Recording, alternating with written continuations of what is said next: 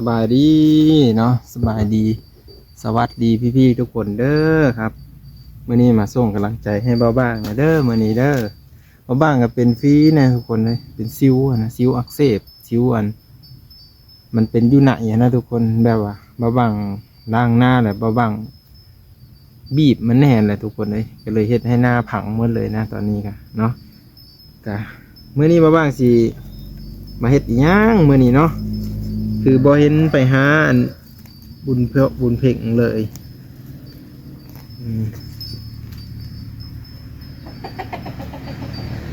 ก็คืออีก2-3 วันพอแล้วเนาะพอเลยที่กินฮอดบุญเพ่งกับ FC เบาบางเนาะที่รอติดตามเบิ่งในช่องเบาบางเนาะก็คือเบิ่งคลิปเก่าให้ในเด้อเนาะพี่ๆทุกคนเนาะขอบใจขอบพระคุณที่เมตตาเนาะเบิ่งคลิปเก่าให้แน่เนาะพอได้ให้เรียนวิ่งเนี่ยแต่ละวันนะทุกคนก็เลยว่ามื้อนี้สิมาปลูก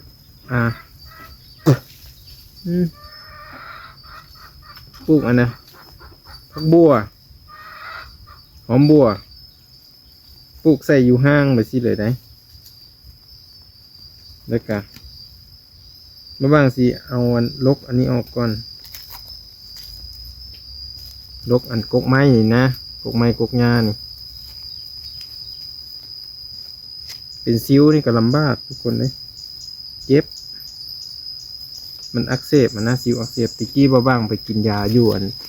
ตอนนั้นเบาบ้างไปกาฬสินธุ์เลยค่ะเพิ่นพาไปซื้อยานะตอนนั้นเบาบ้างเป็นอยู่พุ่นเลยเพิ่นพาไปกินยาโรงพยาบาลแล้วก็ดีทุกคนจนว่าเบาบ้างบ่ได้เป็นหลายปีเติบนะฮะกลับมาเริ่มเป็นนี่แหละ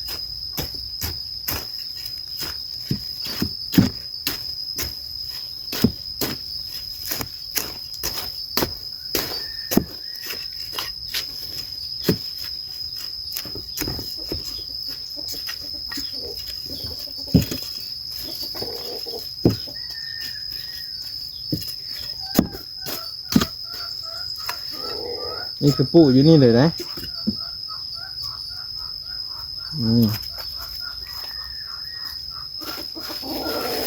ผักบัวนี่ก็คอน้ำเขาทุกคนเลยเขากับปั่นให้คำนี้แหละจักผักบัวอีกยัง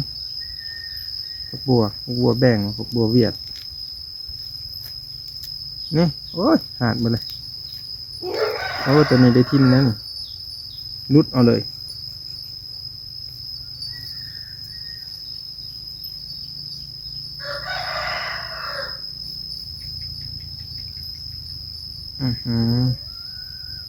ปลูกไว้สิเลยทุกคนอันมาปลูกไว้เองกันมันได้ซื้อหมู่มันก็แพงนะในได้ที่เฮาพอเฮ็ดได้เฮาก็เฮ็ดไปเนาะ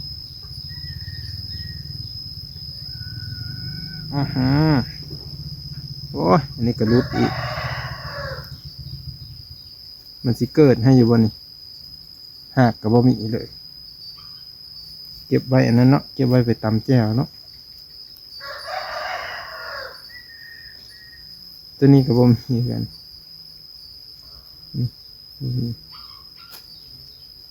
เก็บไว้ไปตำแจ่วเก็บไว้ไปประกอบอาหาร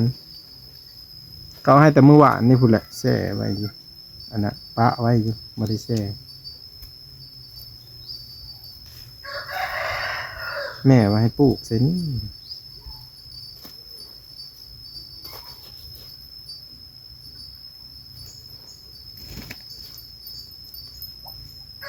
ตัดน้ำกัน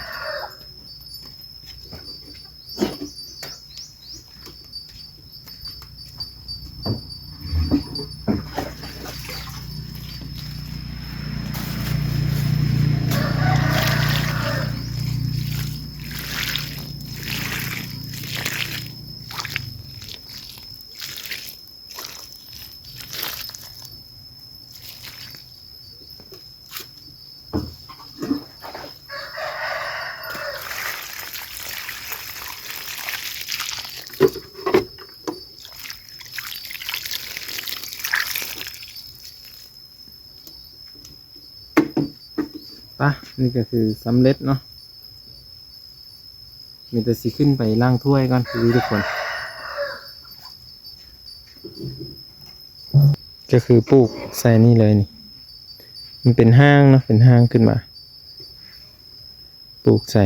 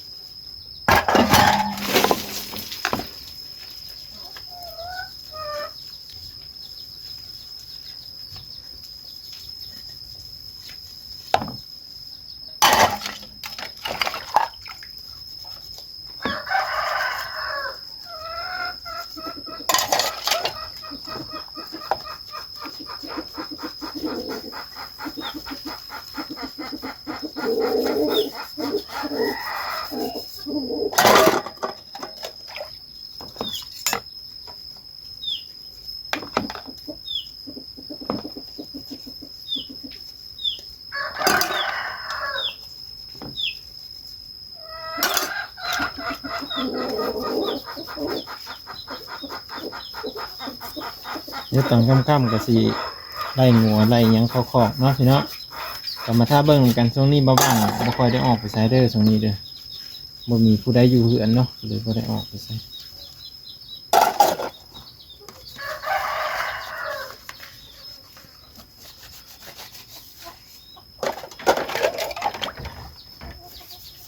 นี่แต่เพิ่มแม่มาแต่หนาจะค่ำแล้ว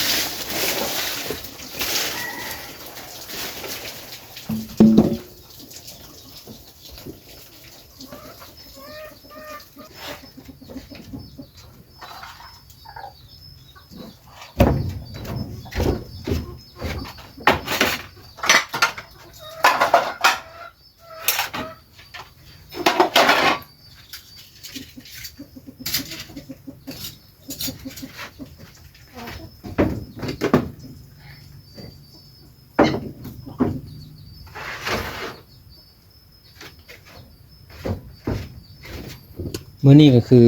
บ่ได้นึ่งข้าวเนาะคือข้าวหยังอยู่ก็เลยบ่ได้นึ่งทุกคนเลยไปมีแต่สิลงไปข้างล่างเนาะไปง่ายงัวก่อนอันนี้จะเป็นศาลเนาะศาลอยู่ทางถึงเหือนนี่แหละบ่อนแบบบ่อนครัวเฮ็ดอาหารอย่างต่างๆมันอยู่ทางเทิงพี่เนาะแล้วก็ทอกน้ำลงดุ่มก็คือแต่เก่าดั้งเดิมนะทุกคนห้องน้ำก็จะอยู่พุ่นห้องน้ำบ่อนอาบน้ำจะอยู่พี่แม่บ้าบ้างเพื่อจะแบบแควมากเนาะเคียวมากจะมีภูต้นมะกะทินนั่นนี่ใกล้ๆศาลเลยนะต้นมะกะทินต้นมะกล้วยเนาะประมาณนี้ทุกคนไปเดี๋ยวลงไปเบิ่งข้างล่างนำกันอัดประตูกันมีอัดใกล้ๆเข้ามามี FC บางคนเพิ่นถามว่าโง่คือลายแท้บ่บ้างเหมือนกันโง่บ่ลายดอกทุกคน5-6โตก็เลี้ยงมาเรื่อยๆนะก็เลี้ยงธรรมชาติตัวนี้คือโง่แม่ซื้อมาเนาะแม่เป็นเลี้ยงถอมไว้แต่ว่าไปซิแหละนี่เห็นหดกระดูกคือเพิ่นว่าหั่นแหละเป็นโง่คือจ้อยแท้จ้ะเห็นแบบว่ามีหญ้ามีอันนั้นให้มันกินกะตุ้ยแล้วทุกคนเลย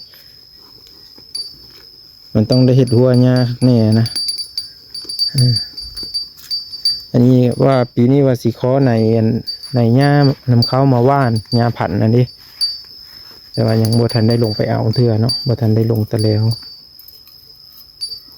ก็เลยบ่ได้นะทุกคนเขาซื้อกับเขาขายเป็นชอบมาคือเป็นโหล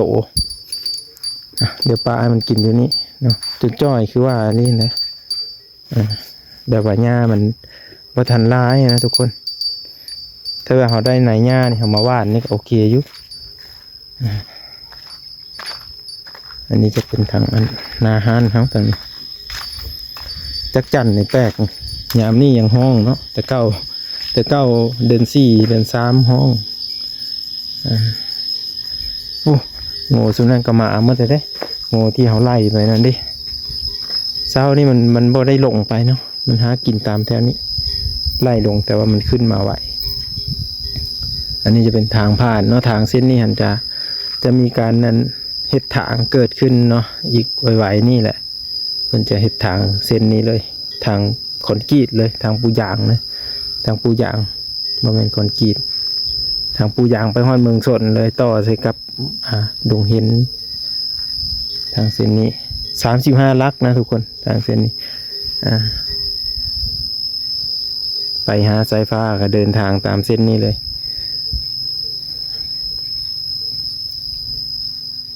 นี่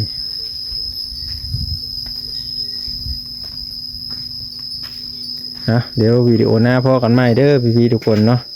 ก็คือคล้ายเครื่อง มือนี้ก็บ่ค่อยคล้ายดีปานใดเนาะคล้ายบ่ค่อยได้ปานใดเดี๋ยววิดีโอหน้าพ่อกันใหม่พี่ทุกคนเนาะเดี๋ยวตอนแรงๆมาบังจะถ่ายคลิปให้เบิ่งอีกเนาะมาบังไปไล่งัวเขาคอกถ้าแม่มาพุ่นแหละก็สิพาเข้าไปเบิ่งในเมืองแน่มื้อนี้เนาะ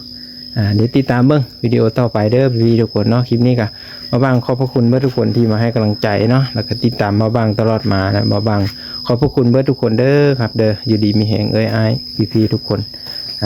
วิดีโอนี้ไปแล้วทุกคน